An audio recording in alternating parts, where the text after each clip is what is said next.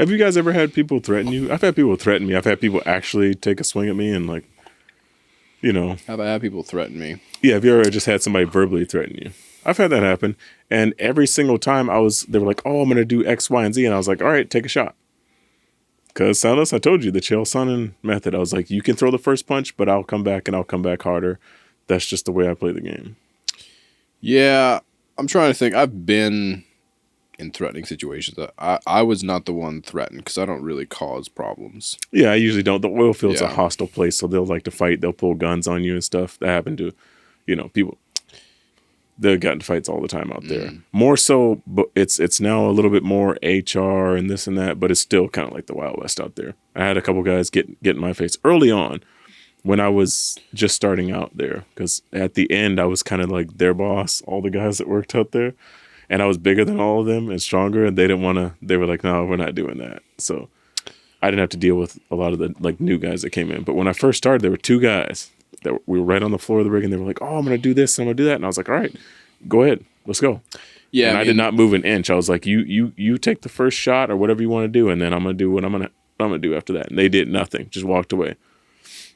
Yeah, people talk. Like a lot of people. So I was like, talk is cheap. If you go, you're throwing out verbal threats. Oh, there's not a man in here. Because most people don't have the balls to actually threaten someone in a serious way. And then the percentage of those people that can actually do something after they deliver a verbal threat is so much lower too. Like usually you don't have to worry. Because like the people that are actually a threat, they don't say anything. Yeah, but also the people who are usually talking loud and talking the most and making the most threats, usually those are the stupid people. And the stupid people are the ones that come back with the guns later. Right. They come back with a knife and they try to grab you, stab you in the back or shoot your car up. So you also have to watch out for the ones that are loud. Right, because they're not just going to come at you front facing. Right. Like, okay, round one, But you're 100% right. Like DJ Shipley would not be talking trash. No, he's just kill you. End you when the time comes. Yeah. When the time comes, I'll just stop you. And people that actually know fights too want to de-escalate because they actually know how bad it is. They're like, I'll probably get hurt too. Like they've actually been in those scenarios. They're like, I don't want the trouble. Yeah. Even you talk about like Jocko Willing too, Navy SEAL, right?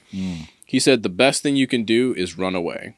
100%. He's like, I just want to leave. He's like, because even if I win, there's still going to be a bunch of problems for me. Yeah, it's a huge problem. Now I injured you so badly. I got a lawsuit. Right.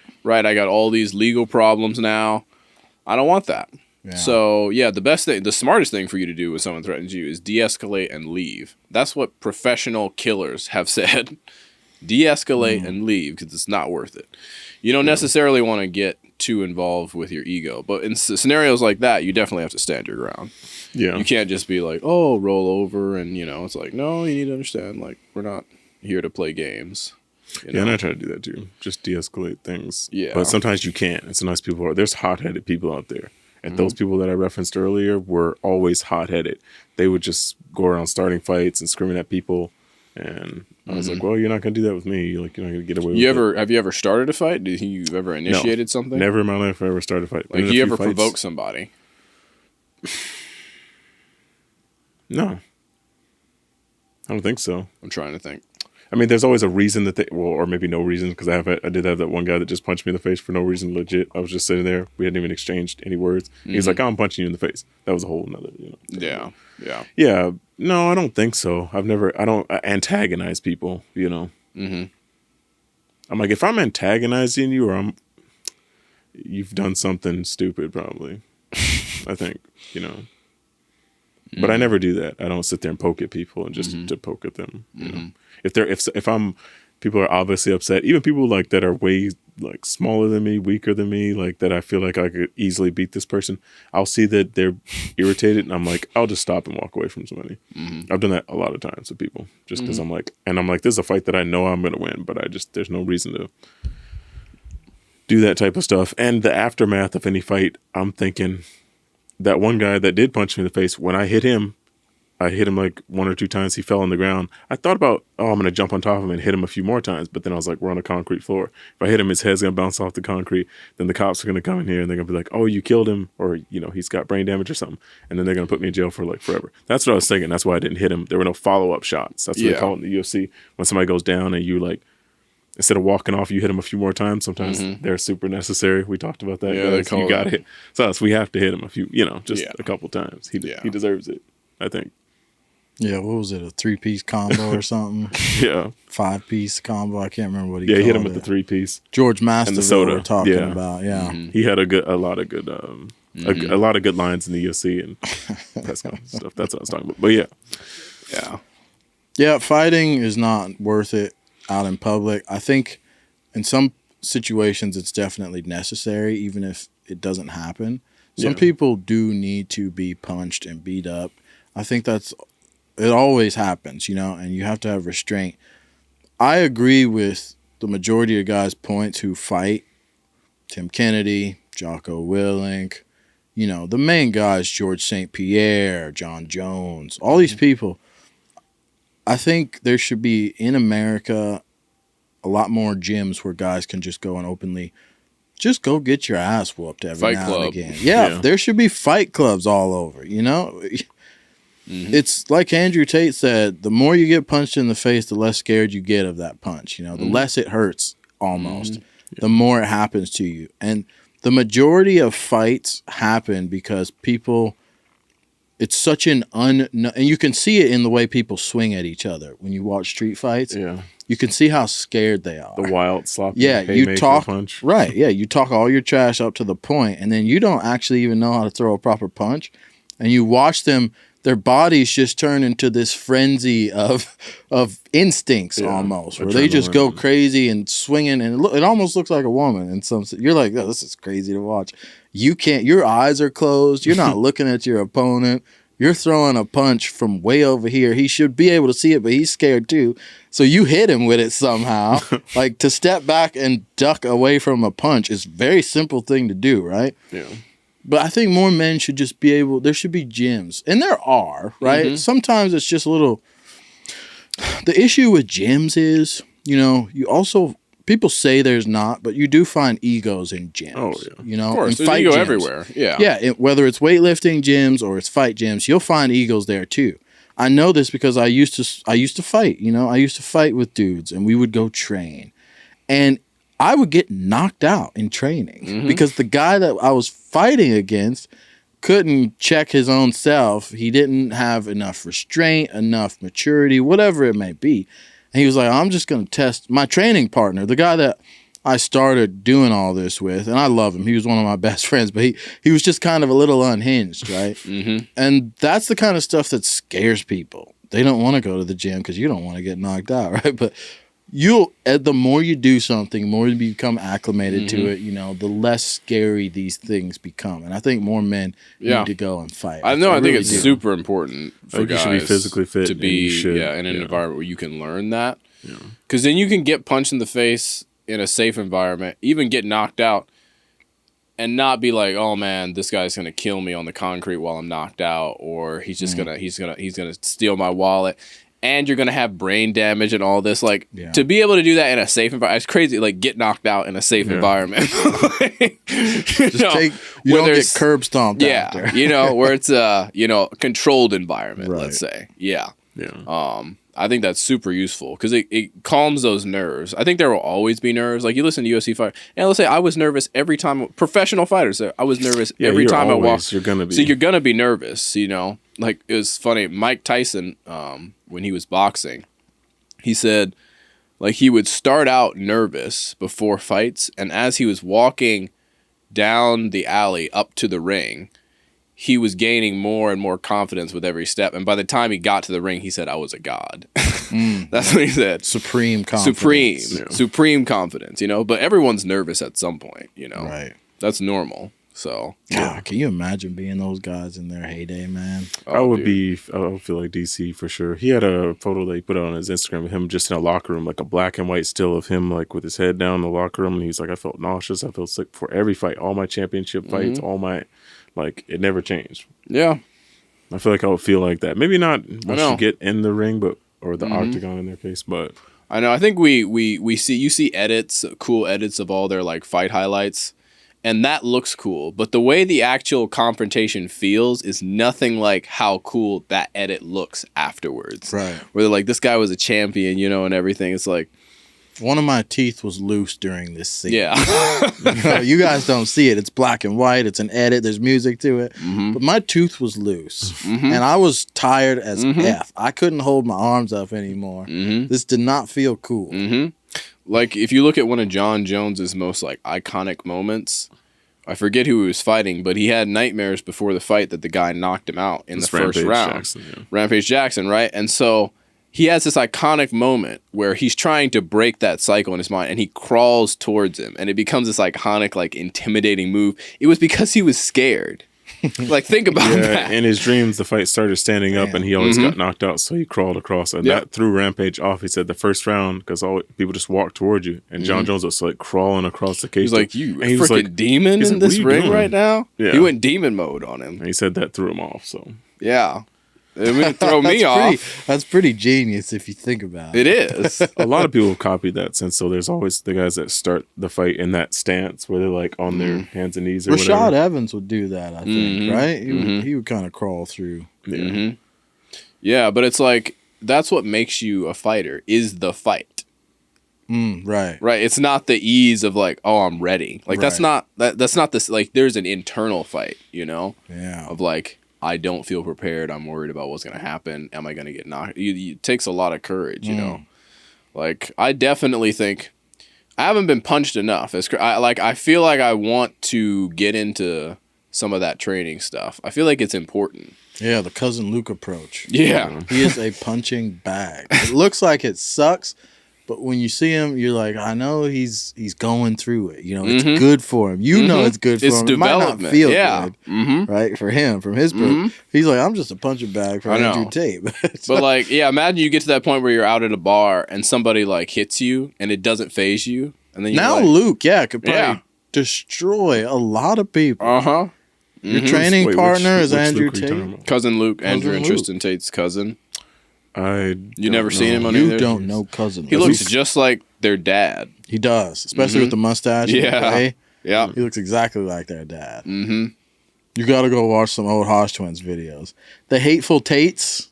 If you guys have not watched that series, it's back when the Tates were first coming up. Yeah. The series is called The Hateful Tates. When we get done filming, I'll play some of those videos for you.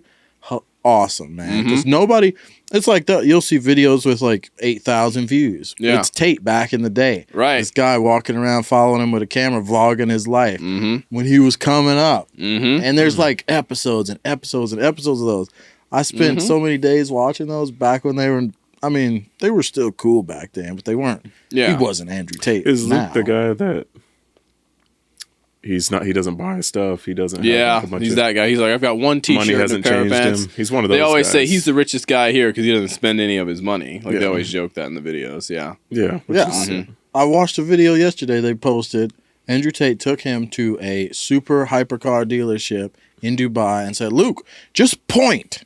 He said, I made $25 million this month. I'm going to buy you up to a $5 million car. They walked through this place. He said, Luke, just point at any car. And Luke was like, no, I don't drive anymore. I don't drive. He said, Andrew, you know why I don't drive. I do not drive cars anymore. Andrew was pleading with him. He was like, Luke, I'm going to buy you any supercar in here. What do you want? And Luke wouldn't do it. I was pissed. Honestly. I know.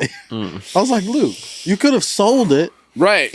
Yeah. Make it a business thing just for the video. You know? Yeah. But Cousin Luke is awesome. I like Cousin Luke. And I can't wait for his. I feel like there's going to be a Cousin Luke era where he kind of takes like center stage. More of a and I think that's going to be cool. Yeah. Yeah, I don't know who that. I've seen him, but I don't know that much about him. Oh, you got to check it's him like out. Everyone knows Andrew Tate, and then most people like about his brother, obviously, and then Cousin Luke is a little bit further removed, But he's in a lot of their stuff. He's there. He is there. He's family. And speaking of fighters, has anybody watched the latest press conference that Conor McGregor gave? No. He went and did ayahuasca or 5-MeO DMT, whichever one it was. Conor's different. Right? Everybody talks about Jon Jones. I love Jon Jones. I think, and I still think, my all-time greatest fighter to have watched, to have lived through his fights was Conor McGregor for me. Even going back now, not the Conor we know now, not the coked out Conor and all that, right? But the Conor who had laser focused and discipline of his mind.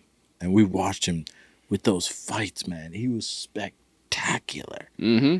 He was in the zone. Still go back and watch Conor McGregor highlights. I watch Conor McGregor interviews, and it's some of the most inspiring stuff ever to me. The old Conor, right? And he has recently he did a press conference where he was telling the reporters, "I am saved." I saw that one. Right? Yeah, You saw that? Yeah. Mm-hmm. Well, it turns out he went and did like one of those trips that DJ Shipley went and did. Right, all the SEALs and special forces guys will go on these, enlightening drug trips. It's DMT, ayahuasca, yeah. And apparently it does something to your mind, and it changes you at a subatomic level or whatever, down to your core. And Conor apparently went and did that. Does that mean he's not going to be doing coke and cheating on his wife and doing apparently drugs and stuff? And apparently assaulting random people. Wow, you got some opinions on Conor. Huh? Conor, I think, was great. I can never call him the greatest fighter ever. I don't think there's. I think he was one of the him. most entertaining. Great entertaining. He was the greatest as far as, and he was brilliant when he first started. I know what you're talking about. Those interviews that he gave when he was sharp and focused, and he was great in the cage too. I don't think he could stop Khabib though, at his best. Khabib at his best. I don't know if he can beat Khabib. I don't know if he can beat Islam Makhachev. I don't know if he can beat the versions of Dustin Poirier that he fought later on when Dustin was like about to fight Islam and about to fight for the belt again. I don't know. In my humble opinion, right? Those guys from Dagestan, we all know they wrestle. Yeah. They don't strike. They're not strikers. Well, Khabib does strike a little bit, but his strikes just set up his takedowns. Islam actually has he strikes sharp enough to kickboxing. get you to the floor. Islam will come in there and kick you. So it's like because he has to. He's said that. Yeah. So it's like Conor McGregor had to wrestle Khabib. They didn't necessarily stand and fight. And would it have been a much different? And I can't got caught say with a crazy right, punch. If you can't wrestle and you're in a fight in the UFC, like that's kind of your own problem, right? That's if I can wrestle and you can't, I'm gonna wrestle you, right? I get that. But it's just like with who's the guy that says I kill everybody? Chimaev. Chimaev. He just took the title from Dricus. Yeah. And he wrestled him literally and made him look like a fool. Yeah. Legit put him in crucifixes. It was just he worked him, right? Yeah. Had they both stood up, right? Let's just say for a chance. Would it have been a different fight? If you change it to just boxing, like no wrestling, had they so kickboxing, just kickboxing, yeah.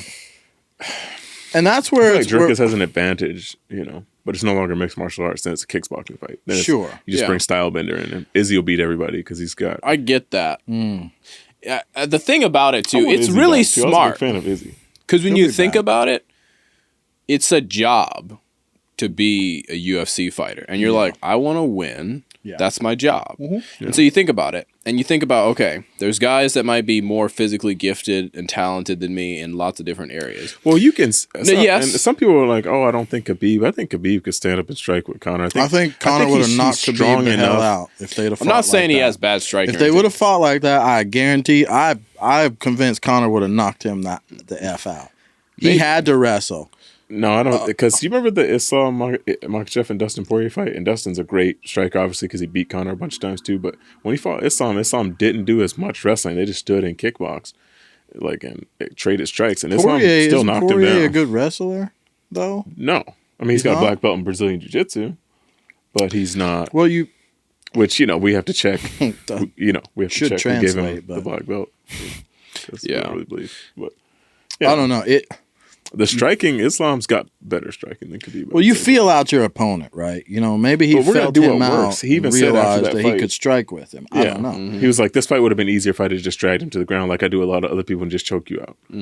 He's like, I made that fight difficult for myself. He's like, that's why I got this scar on my face. Yeah, no, and that's part of the thing I get is like, even if you're good at striking, but somebody's just stronger than you, or they're faster, or whatever, right? Yeah. Right. Who's stronger, Khabib or Conor? Who's just physically stronger? Oh, I don't know. Conor was a featherweight, and then Khabib's he came up to probably lightweight. Physically stronger just because of the wrestling. Yeah. Wrestling is the toughest sport.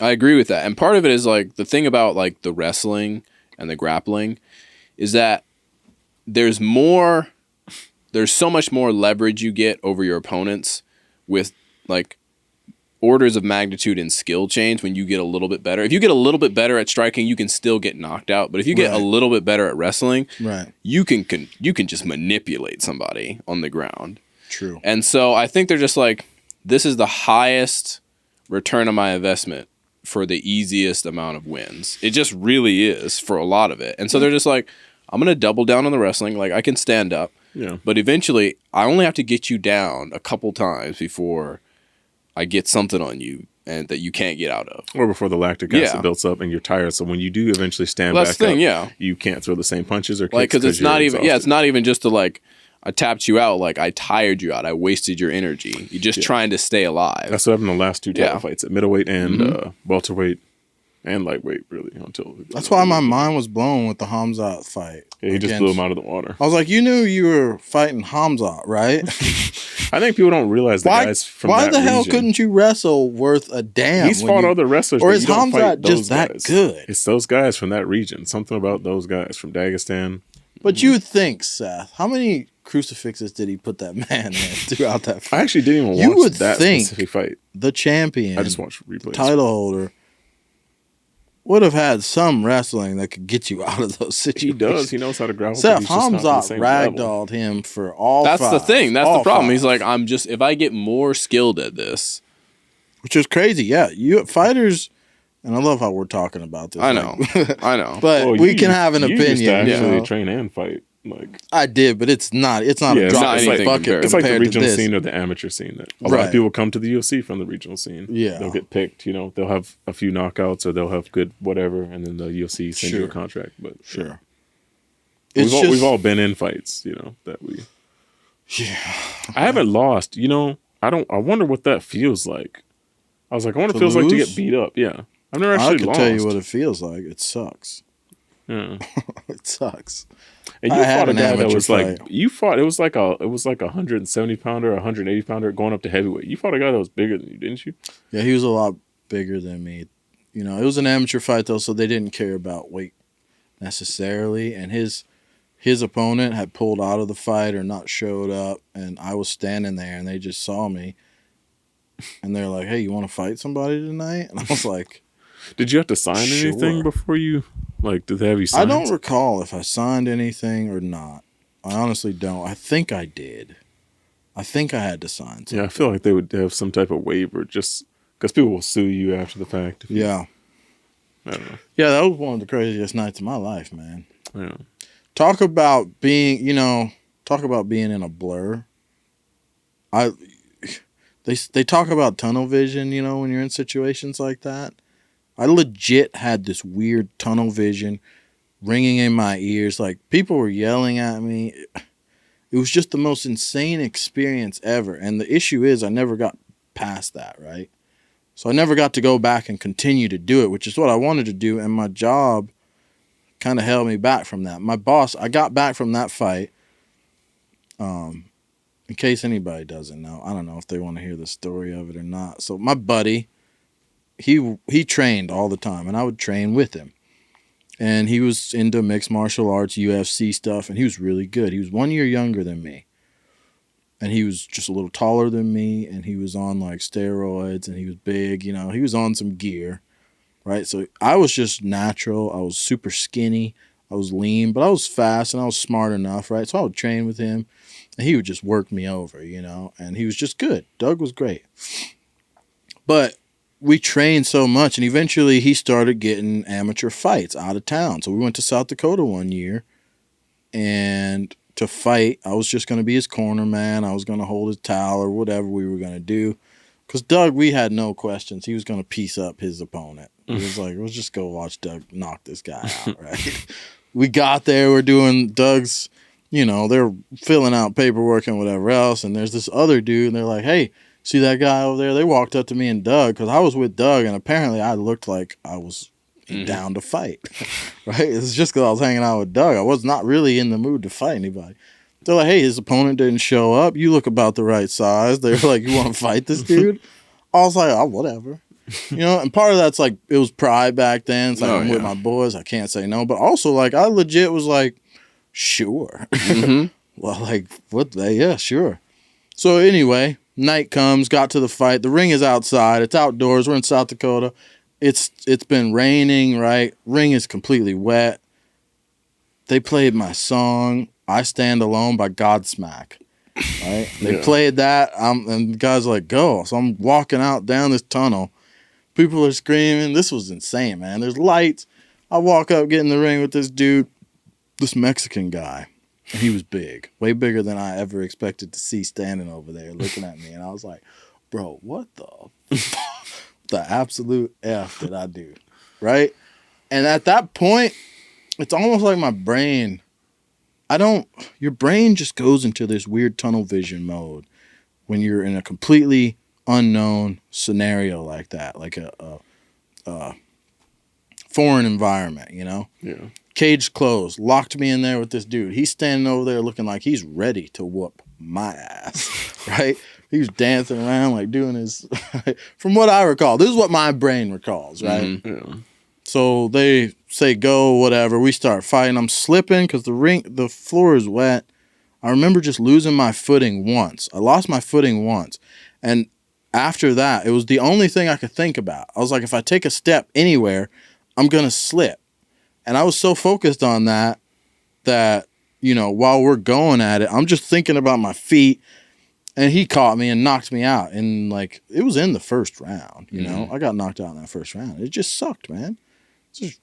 I went back. It's funny because after the fight, I went to the back and they had these big tractor tires. And I was back there screaming at the top of my lungs. Nobody was back there with me. I was screaming and I was punching this tractor tire as hard as I could. Because I couldn't figure out, when you get knocked out, you don't understand what happened, right? You wake up and you've lost time. You know, you don't remember how you got knocked out, right? Mm-hmm. You just know at some point people are telling you, hey, it's over, man. Get up, it's over, get out of here, kind of a thing. And I was just mad because I'm realizing then, I still didn't remember how it happened, but I'm at the back realizing I lost the fight. And I was back there beating this tractor tire. Like, I was trying to break my hands and screaming at the top of my lungs. And the guy who beat me up, his coach came back there. And he was like, man, you need to come train with us. He tried to get me to come train with them in South Dakota at his gym. He gave me his card. He was like, come train with us, man. I can help you. All this, right? And I was like, what? I don't even remember what I did with his card. I was just in this weird daze. You almost wound up in a never back down type It was scenario. terrible. Oh, dude, it was terrible. Which is a great movie. Yeah, but fighting you should do more often. Training is a great way before you get into a serious fight like that. Yeah. Just go train at a gym. Some guy who's probably not going to try to kill you, who isn't there to knock you out. Like, that's his goal, right? Get a nice training partner to go in there and do that. I'll go in there with Seth. He'll take it easy on me. I won't throw too We many could kicks. do that. Us three boys. We could find somewhere, get some gloves, and just train with each other. That'd be weird. Yeah. That'd be weird, right? How come we haven't done that? So would pull out his karate moves. Yeah, he starts throwing kicks that I mean, those I feel question like- mark kicks and It's the blind leading the blind side. Really? well, I mean, not even that. Like, I feel like we'd be fine. But it'd be weird. Like, I'd be like, hey, Seth, why'd you hit me? See, that's the thing. With brothers, it might get a little, like, Right. hey, man, and then I hit you. It would happen in I training know, it with would us. happen. You have to do 30%. I would need a guy yeah, dude, come on. that I just need I need a random dude that's my same weight. Yeah. Because otherwise, I But feel what like if he that. hits you? I'll be like, I'm gonna hit you back then. No, but I don't know. yeah. I don't want to be like, all right, I'm gonna try and dislocate Seth's jaw or something. Like after Seth broke my arm. Maybe I don't that's know. good. Hey, maybe that's good for us. That's fighting. You can't be afraid to get hit, right? I know, but like, it's weird if How I'm would I break trying your to arm? hurt my brother. But you Look at know, Tristan I and know. I was Andrew. just gonna say that. don't Like, there's do a they fight video stuff? of like Tristan. He goes Bro, to yeah. town. He basically pins that because he's bigger, and he just goes to town on the body. He gets him Yeah. a bunch of body shots. Andrew gets pissed after that, after he gets unpinned, and just goes ham on him. I'm like, this is kind of crazy. Andrew frequently shows up on podcasts with black eyes. And that's not from official fights. That's just from him training with some dude or Tristan. Like, they tried to knock him out. Yeah. And he showed up with a black eye. So you can't take it personally. No, I don't. Yeah, I don't know. I know what you're saying though. Maybe we should just go find a gym and do some random strangers. Yeah, some random dudes. We should that all I don't try care it, about. Where like I don't take it personally. Where I know he doesn't. You know, he doesn't know me. Yeah, he's he's just trying to win. He's helping me. Yeah, he's helping me. We're learning how to fight. Yeah. Mm-hmm. It would be fun. It'd be interesting. Mm-hmm. The thing is, weight classes do exist for a reason. Yeah, Seth's gonna show up and be like, I'm gonna be like, yeah, Seth, you're gonna be over there training with the heavyweights. You're gonna cut weight. Yeah, before you get in that ring with me, you're gonna cut. I'll cut to 2 or 30. Yeah, just stick with the 30% rule. It's good to train with different opponents, right? Mm-hmm. Just 30%, bro. If there's some dude looking at you and he looks like the giant, whatever that guy was from. Yeah, you know the big Norwegian dude that's tall as hell. The mountain, Bjornsson. Yeah. Oh, if that guy's looking at you, I'm like, bro, 30% means 30%, man. I'm gonna be like, you can go 5. Maybe go 5. Go 10. Yeah, keep it at 10. Yeah, I don't think it would be a bad idea to train because we all are in good shape. We all stay in the gym pretty actively. Speak for yourself. You've got a couple belts in karate. I know you're always going to the gym. Yeah, I trained some striking for you a and number Corey of years. did. Yeah, I think like wrestling and grappling, and, like kickboxing. Yeah, we did stuff. MMA. Yeah, so long time ago. I think wouldn't count on my we'd have an skills advantage over the average person. I would say average people who don't fight and they're out of shape and weak. Like there's a couple guys that I didn't hit them very hard. I hit them with something, just a shot, or I'll put them in a chokehold just to see if they could get out of it, like a rear naked choke or a bulldog choke or a guillotine choke, something like that. And they couldn't get out of it.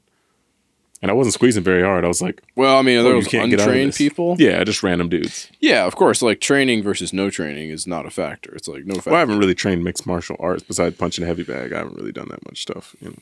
So, well, I mean, knowing to a certain degree. Yeah, if is, you have like understanding. Yeah, fight IQ is a real thing. Mm-hmm. But dude, I did this Mighty thing at work Mouse? too with some of these guys. That one of the guys does work out a lot, and I was like, "How many pull-ups do you guys do?" This is a random bar, and they were like, "Oh, I can do some." So that one guy got up there, he got like 1. Another guy got half of 1.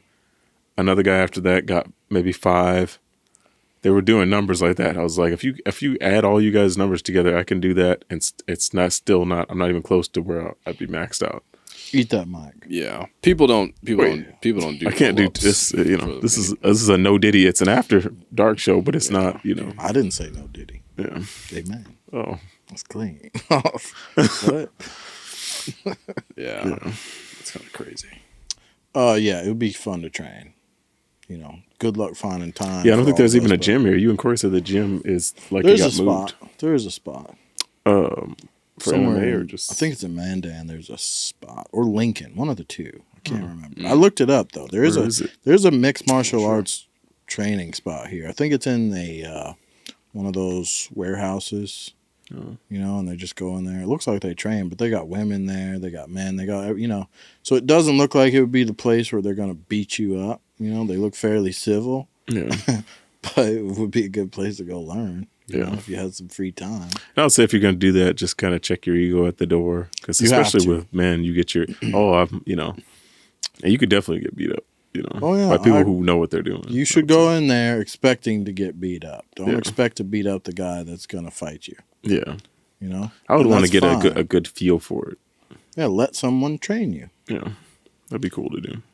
Check your ego is a great word for that. In fighting, if you don't, it's going to get checked regardless. I feel like that's happened to a lot of people too, even professional fighters that are. You ever seen those guys? And Conor was one of them. That's one thing I didn't like about him because you were a big fan of Conor, and I think love Conor. Corey love the old Conor. And I told you guys something way back before he ever left to do the Floyd Mayweather fight, or before he fought Khabib, or he rematched Dustin, or any of those guys. I was like, he does a lot of talking. Did you see how he just verbally dismantled Jose Aldo throughout months of their touring and press conferences and stuff? I was like, one day he's going to come across somebody who's not afraid of, him running his mouth all the time. Because you can see Khabib at that press conference. Well, Khabib, and DC said this after the fight, he was like, that's why he went after Dylan Dennis and a bunch of people in the crowd. He's like, as Conor was going through just doing what he normally does, talking trash, insulting your family and stuff, and just building a fight. And he's like, Khabib was just getting angrier and angrier and angrier. And by the time the fight got in there, Khabib was wanting to keep hitting him after the ref pulled him off. Then he was like he threw his mouthpiece at somebody in the crowd. Then he tried to choke out Dylan Dennis or whatever. He jumped over the cage and all that stuff. The cops were there. in my opinion, that doesn't do anything. From my point of view, that doesn't change the fact that Conor was an incredible fighter. It's just he found someone who was also an incredible fighter. You know, it wasn't that Conor was just a coward and a pussy and a terrible fighter against Khabib. It's just Khabib was really great also. Do you believe the don't kill me stuff and the it's only business stuff? What is that referring to? Conor's statements inside the cage that he allegedly made to Khabib, according to Khabib and certain people that were there. They said he said this during the fight. Well, I believe in the it's only business comment. I believe he would say that. Yeah. And, you know, that's one of the beautiful things that I was so intrigued with Conor, and something I loved watching him so much, was because it was kind of an only business thing where Conor had gotten to this place in his life where he needed to succeed so badly that he actually disciplined himself, like got in sync with his own mind enough to the point where he was so laser focused on his goal. You can watch it through till the time he fought Floyd Mayweather. He actually, you know, everybody says, what if you did, you know, what if you grind? You're talking about the Mystic Mac thing? Well, yeah, sure. He was predicting, yeah. What if you grind your life? What if you go into this deep focused place? What if you do all the things, right? Conor went to this place where he disciplined himself and he didn't want to. He'll tell people that in interviews, you know, it wasn't something he enjoyed doing, right? It sucked. But he did it to get to a specific place that he wanted to get to, and he actually achieved it. And then he just didn't have enough discipline to hold through. After he got the money, you know, he's like, whatever, let it go. I'm going to dive into some fun now. Right? That's one thing. Conor was the best on the mic. He was way better than I think phenomenal. Anybody else. And even in the ring, Conor was so good. Yeah. Even in the ring. I think he let off the gas for sure when he made a bunch of money. Do you remember that interview? A reporter, it was one of my favorite Conor McGregor interviews. It was like after the Dustin Poirier fight, he's like, do you remember when you said, he's like, when my mom has, you know, a car for every day of the week and I got a mansion and all my family's taken care of, then I'll be happy. He's like, you remember you said that? Remember and he was sitting there thinking about it? Yeah, a reporter did that to him after the Aldo fight. Yeah. So word for word, this is what you said. His hand would be twitching and he would unload on that right hand. And when he unloads, I will not be there. Right. Yeah. And Conor predicted all that. Right. That's what I loved about Conor. Like he had those epic moments during his career that were just so powerful you couldn't ignore it. Yeah. Khabib didn't have that because Khabib would not engage with the press as much. He wouldn't. He wasn't a showman. Right. He wasn't a showman. I believe in aura. Right. You kind of. You know those people when they have the whole package. You understand, like Tom Brady had that in football. Yeah. Steph Curry has that in basketball. You know, the people who have He's missed only one shot. And you know what shot that is. It hasn't been on the court. He hasn't missed a single shot on the court. He missed one shot, and you know what it is. What is crazy going? Is this after dark? This is before Well, it's kind of the lights are on, but it's after dark. No. Okay. I mean, kind of, I guess, but what, man? His wife is the only shot he's ever missed. He should have left her in whatever town she was in. Wow, that's crazy. That's crazy. Imagine you're one of the greatest shooters the NBA has ever seen, and your wife is your biggest hater. I want you boys to let that sink in. Okay. Yes, I agree. She steps out of line often, from what I've seen in clips. I'm not going to pretend like I watch her and whole podcast. And she is one of these women, boys, it's men who build themselves up and, wealth, status, maybe you get in shape. Women who thought they were better than you are like, oh, now I guess I'll give him a chance. She was that girl for him. She thought she was better than him. She thought she could do better. That's why she was like, oh, I didn't want to be a mother. I didn't want to be a wife. I didn't think we would get married. I didn't think we'd last this long and all this stuff. I'm like, and he's 10x what you are. He could replace you like that. Okay. And she's ungrateful. I don't like that either. I'm like, you got millions of dollars and this crazy life that he provides to you, and you're famous now because of him, because you're Steph Curry's wife, because your last name is Curry. Otherwise, nobody knows who the hell Aisha is. And she's just, bashing him and all this stupid stuff, saying all these stupid little... She's It's not that she's bashing him. She's disrespecting him. Yeah. By the way she talks about her own life. Yeah, that is true. Yeah, it's not like she could have done better without trash. Him. She's like, I didn't want this. I'm not saying I didn't want this. And then she does, little things where she's like, I don't get attention from other men, and it's like it's the most ridiculous thing I've ever seen.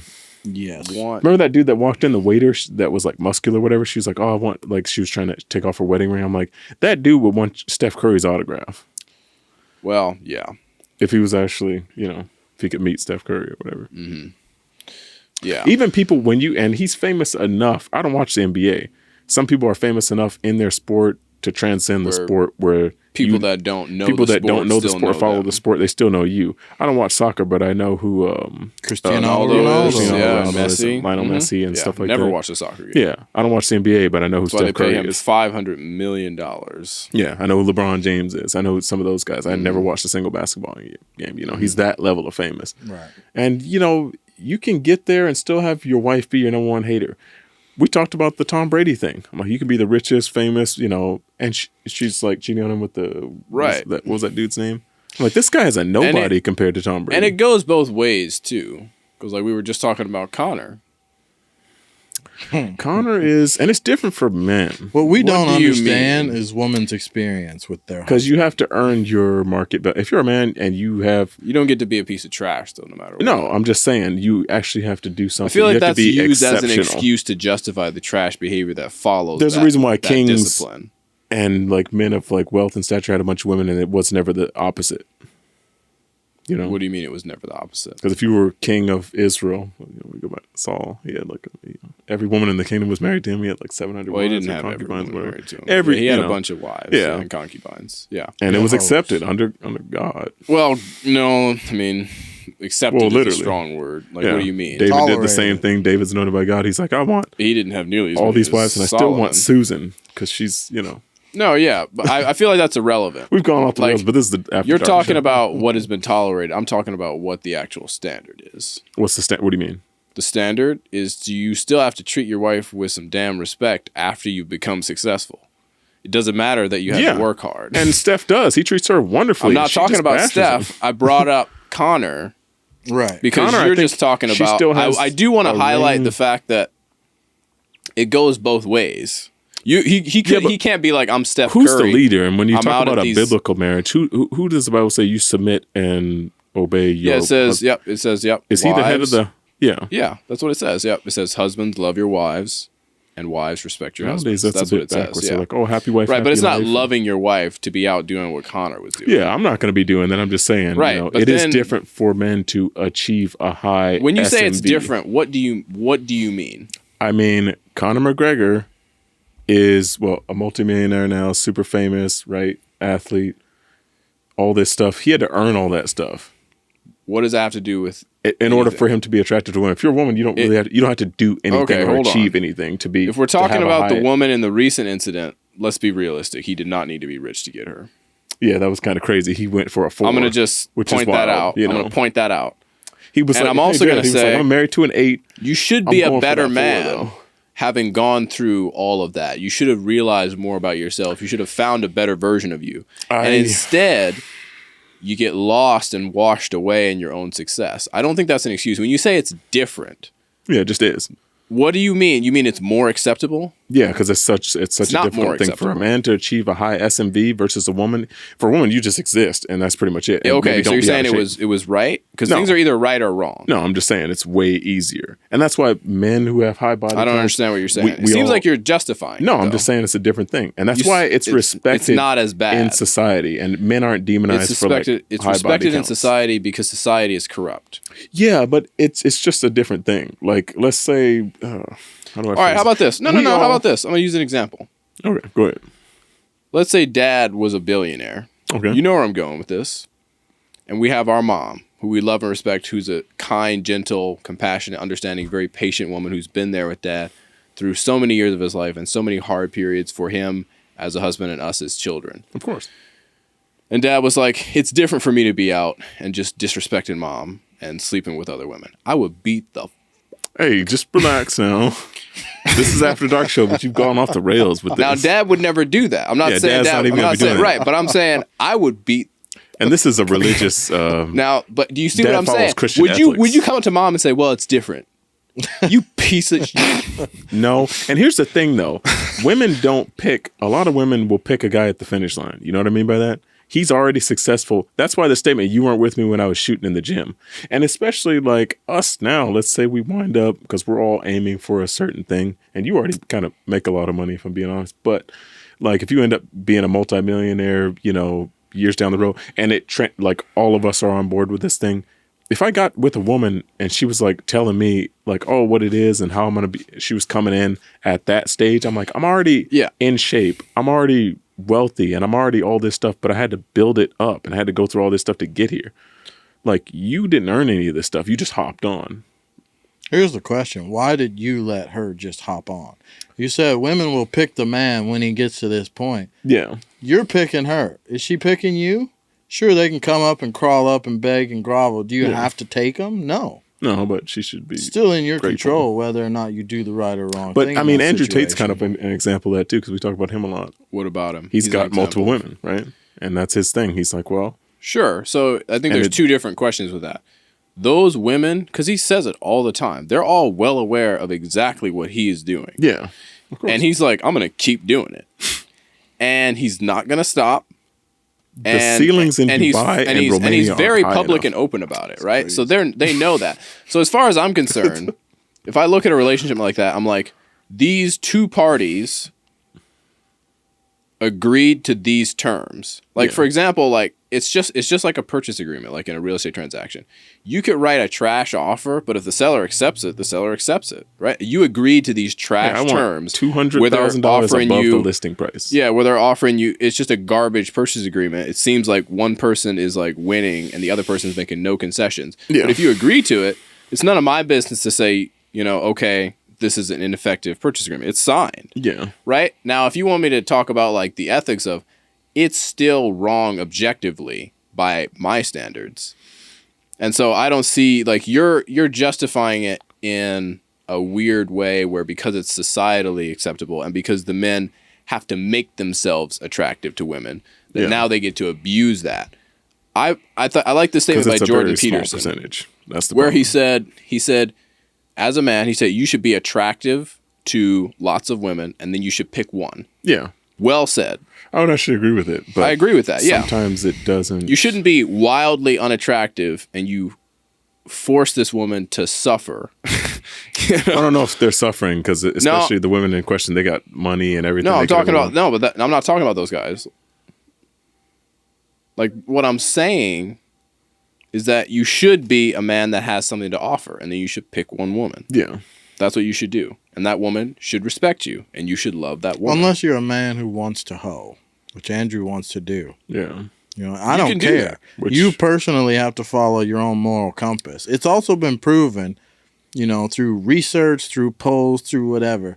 Women would much rather have a rich man who's all the money, who will take care of them. Yeah, he's already and is completely unloyal and a player, as opposed to picking genuine love and poverty. Yeah. Yeah. Of course. A man who truly loves and takes care of them. But I don't deny that at all. Yeah. The majority 100%. of really attractive, high level, whatever, women who think that highly of themselves. Yeah. They'll go with the rich guy who's the player, so he'll take care of them. That's well documented. Yeah, well documented. 100%. And women date up. Yeah, I'm not arguing at all. Yeah. So a guy that's a millionaire would date a girl from Starbucks because he doesn't care. Men don't care about money the same way women That's do. actually, I've been rethinking that actually. Because rethinking the Starbucks thing? No, like they talk about hypergamy. Women always date up and men date, which means men typically date down. And I've seen that. Well, and when you say women date up, you mean women date men they want to date men that are taller, that make more money. Yeah. Right. They don't want to date men that are poorer than them and shorter smaller than them and weaker. Right. How many women go up to Bums and ask him for his number? And say, hey, they usually want to date someone that's as good as, like, I don't know. Would you disagree? We can't because she's not on camera. We can't even start looking at the wrong person. I know. Oh, okay. I was just thinking about that. I'm just talking. But here's the thing. It's not even because it's not even that women are dating up or that men are dating down, right? Because but they are. No, hold on. I was dating Kiara. I was literally dating down. No, but here's what I'm saying though. We're talking about a value exchange. What do women value in men is different than what men value in women. Right. Yeah. But women value in men takes time to acquire. If you value a woman, time and effort, it's hard to be in that gym. It's hard to make a bunch of money. It's hard to I know, but that's what I'm saying is like you might value a woman that hasn't slept with 100 dudes more than that woman values a guy that hasn't been with 100 women. And so women don't even look at that. It doesn't even disqualify you. That isn't true. Me having a high body count, if I did have a high body count, which, whatever. It doesn't matter. Women won't look at me and be like, oh, you slept with a bunch of other women. Some women will, for sure. Yeah, maybe a small, but the majority don't. I've never had a woman that were like, oh, you dated all these other women? But none of them would, I don't think anyone would be like, I hope that you slept with a lot of women. Yeah, but they want men I don't that think are that's true experienced. They don't necessarily want men that are whores that don't have any control over their sexual urges. Well, we know a gentleman now and what you do in the past is a predictor of what you do in the future. And so if you're very promiscuous, you're more likely to cheat and be unfaithful and create problems for the relationship. And I don't think any woman necessarily wants that if she's in her right mind. Well, she should pick guys that are just average guys. She doesn't need a guy who's got money. She doesn't need a guy who's 6 feet tall. She doesn't need a guy who's jacked. She doesn't need a guy that has certain the bad boys is what they would call those guys. But well, a lot of that is naive women too. Guys in the top 10% or whatever, and that can't distinguish between like aggression and confidence. And sometimes I don't think you guys have you guys ever been really poorly treated by just a stranger. Maybe you talked to a woman in a bar and she just treated you horribly. Have you ever had that happen? No. I have. Actually, most people like me quite a lot. Yeah, right? I have. You guys, wait, no, what? Well, I want to hear this. You've had a lot more experience with that scene, though, than I have. I don't go to bars. You guys know this. I don't drink. I don't whatever. Yeah. You know, I take that back. It wasn't treated poorly or anything. Well, what was the worst case? It was me being drunk at a bar and just not reading the scene correctly. Okay, yeah, that could happen. Yeah, that happens. I guess I can't say I've ever necessarily just been treated badly by women. Yeah. And I haven't either. What's your point to that? I've observed it. If you are a guy that's not in shape, let's say you're not in shape, let's say you're not very tall, let's say maybe your hairline's receding or you don't have any hair, you're bald. Maybe you're just an average guy. You work a normal job, and that's how you look to women. That's how you come off. You drive a normal car. The times that I did go out to bars, because I don't, it was because other people begged me to go. Clay, my buddies Clay and John and Mitzel and all those guys in the field, they would always, oh, let's go to the bar, let's go to the bar. And I was like, no, I'm going to the gym. There were a couple times I did go to the bar with those guys and, or just other people when I was here. And the women would just treat them really poorly. And they would treat me a bit differently. What do you mean treat them poorly? Just like just curving their advances? Yeah, that's just not poor. Really rude, I've really done dismissive. That to people. What? Where you curve in advance, you're like, I'm not interested. I don't think that's No. treatment. Yeah, you saying I'm not interested. No, they're calling you names. They'll whip out their phone and record you. That happened? They'll just... Not the phone, but everything else. Yeah. I mean, the phone happens. Where they made fun of them? Yeah. Getting made fun of? Yeah. I mean, like, was it like in good spirit? Because like I can see you. No, they're like, where they laugh at you. Like that's no. So it's literally the word. She's like, "Shoo." Yeah, she dismissed you. Yeah. Yeah, which is like treating you literally like a dog. It's condescending and rude. Yeah. But you know what's even more disgusting than that is the fact that you're the man that can be shooed by a woman like that. And these were normal guys. They were just average guys that I was out with. And it's weird too, because I finally showed up to this bar with these guys. And I remember I had to think about it for a second, because I realized what actually happened. I showed up, I had that remember that car I used to drive? The not the Mustang, the Challenger, the muscle car. You remember that? Yeah. Had my name on the license plate. So I pulled up to this bar, parked my car, got out. I just left the gym. I was like, I don't want to be at this bar, but my buddies are here and they keep begging me to go, so I'm going to go. I went in and there was a couple girls that came up to me that were like close to them, started talking, making conversation. They were really polite. They were nice. I was like, oh, this is great. Had a nice conversation. Yeah. They walked up to me after these girls were done talking to me and they were like, you're saying women are superficial. Yeah, of course. Okay, hold on. They're like, hold and on. I had to tell these. I told these guys this. I was nothing like, new to that. Yeah, I was like, these guys. A lot of women are. Yeah, I'm like, and they don't understand that. They were like, oh, Okay. what did you say? I was like, I didn't say anything. I was like, I walked in here and I had a better car than you guys, and I'm maybe a little bit taller and more built than you guys. That's all they saw. Okay, but hold on. I just want to comment on something. Yeah, this is not something that's unique to men mistreating women or women mistreating men. This is called. There's a term for this. It's called pretty privilege. Women get treated better when they are pretty too, and they get attention from men. And here's another. But the threshold is. Would you agree that the threshold is lower? What I'm saying is that threshold lower or not? Is the threshold lower? Yeah. Well, it depends on what the men are after. No, I mean just average women. You could just be average, and you're getting invited. I walk out. past average women. I don't even see them. I mean that. Come check him.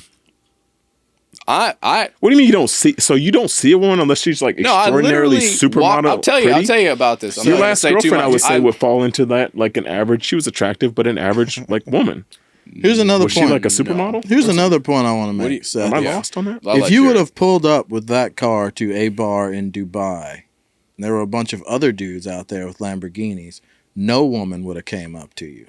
What if I was still taller and better built than them? No, they want the money. Andrew Tate was there, so sorry. No, we'll keep him out of it. Andrew You'd have got nothing. There. I got to go to a different bar. I can't go to the same bar. Justin Waller's at the other one. Sorry. I'm going to a different bar. You went to a bar. Sorry. If he's there, I got to scope it out first. Then I can go to a different bar. Make sure the Tates aren't there. You guys know I wouldn't be a good bar. But my theory still holds up. They would just go after the guy with the Lamborghini. Exactly. Yeah. Right. So it's about relative comparison. No, but it's relative. That's the other thing. Is men are just the same, if not worse. And if they approach an ugly woman, that means they literally have no interest in them. Most women, except for something one night, or I should say, most men, they've scientifically looked average into and this. above average are okay dating average women. They've scientifically looked. Men into aren't like this. you have to be a supermodel, you got to be rich, you got to achieve a lot of things, and have a lot of experience to date me. Men don't think like that. We're just like, hey, if you're pleasant and we get along, and you're a good person, and yeah, but the problem you don't have to be is that extraordinarily. Here's the problem. Here's the problem. You don't have to look like Megan Fox. Here's the problem with that, though.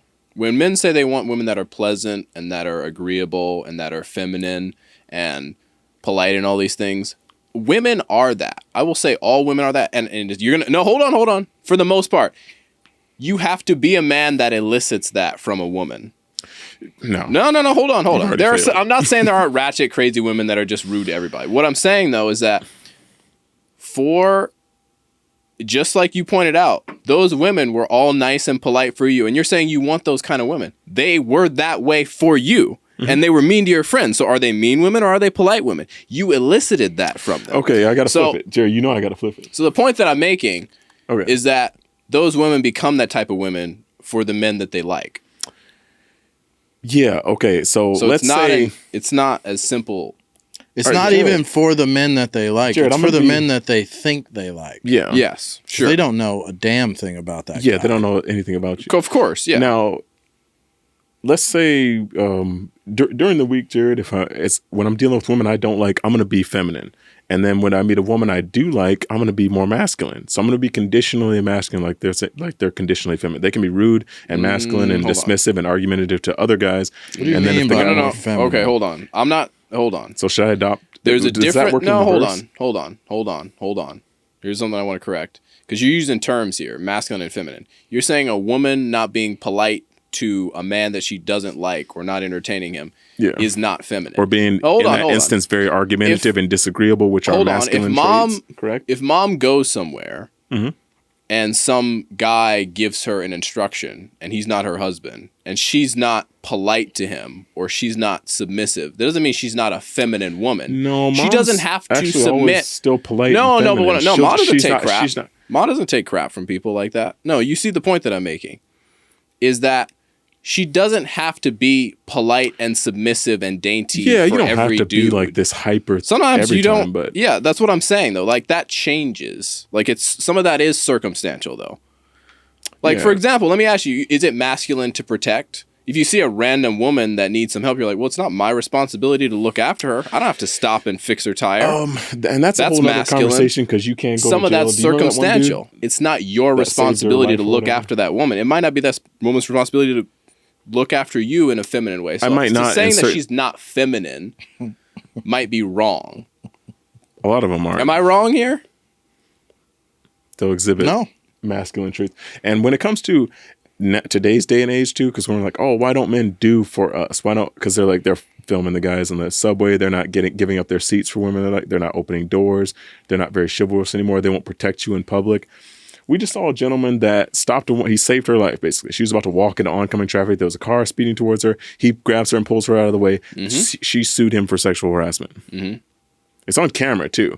He sees the car and she's looking at her phone. She had her headphones on, so he pulls her out of the way. He's in court now. I don't know if they settled out of court. Well, so you have to be careful now how you tread because women will just definitely do. And as They'll a woman, falsely accuse you of stuff. You have to be careful because there's another scenario with a different man where he did sexually assault her and there was no court case and she just lived in the broad rest of her daylight with life. a bunch of people walking by. What I'm saying is like, and he wouldn't have been able to assault her in that scenario because it's broad daylight. Right, but what I'm saying, there's a scenario where some dude who was a creep did assault that woman and no justice was ever served. And that scenario is more likely to happen.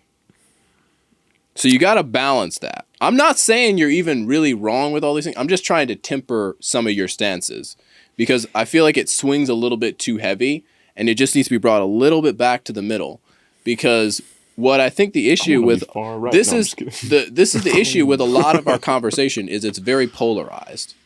I'm just trying to be balanced. As a dude, I am very careful. I don't touch women in any I'm very careful with my interactions because I know what can happen to me. Right? And so I let women initiate. That was a good one. Like I ran into you got to be giving me some clear signals to get like a shoulder pat from me. Yeah. That's all I'm saying, right? And so to that end, at the same time, women are going to be very careful about being alone with a dude, right? Just like all of that needs to happen. Like we both need to be careful and respectful of each other. So it's not just that men are in danger of women. Women physically are in a lot of danger from men. Like they have a huge disadvantage. And men right are now, in danger any from one women. of us, a lot of men are in prison right now for no damn reason. That's true. Yeah. Completely valid. Yeah. That's been crazy too. The repercussions of that. There was the one soccer player. I think he's out of jail now, but the damage has already been done now. He lost his career. He lost his wife. His wife divorced him and all this stuff. He was in jail for, I don't know how long, if it was years or months he was in jail for. And then they found out through DNA evidence or whatever that she lied about the thing taking place. And now, but I'm like, his life is already destroyed. It's too late. What are you going to do? Let him out of jail and say, oh, we're sorry. Yeah. But, you know. There is a huge imbalance there in. She's not being punished, by the way. She's not in jail for this. When in the ease, like how much, like if some dude wanted to assault some woman, he has to go through some considerable lengths and application of force to make it happen. Yeah. Right? As like crude as that sounds. If a woman wants to make an accusation, it takes a couple words. Yeah, you could just say something. She can do it on a whim, you know? And then she can, you know, like not really face much repercussions because it's just something that she said. It's viewed very differently, even though the consequences for the man can be very, very real and painful. Yeah. So I try to stay off social media now. Yeah. I told you about that woman that accused me of like threatening to like assault her and stuff. I wouldn't even mention that. Over social media. Because she like lost a debate. We had a little back and forth. I made her look like a clown. So I wouldn't even mention that. She like DM'd me this like, no, it's just relative to this conversation. Yeah. She just made a completely and blatantly false accusation. And she was like, I was like, first off, I've never met you. I've never threatened you in any kind of way. And I was like, you can't pull up any screenshots because it never, ever happened. And then she like blocked me or something, you know. Mm-hmm. Yeah, you got to be careful. Yeah, I mean, let me ask you, is there something I've said that you think is false? Well, we've covered a lot of topics, so I'd have to go back and think. I mean, is there anything where you were like, wow, that was just a lie, or it's just not true? No, I think you're pretty on point. Okay. But maybe a little bit, you know. Here's why. It's kind of like, it's because I'm a man, I think I have a tendency to see things from a man perspective, and so I will overcorrect some of my perspectives because I know I'm more likely to be too zealous from a man's perspective. And so that keeps me correct to a certain degree. Because you have to see a bit of temperance. Yeah. Just bring it back a bit. That's all, you know. Yeah. Because I have a mom that I really care about. You know, I have sisters.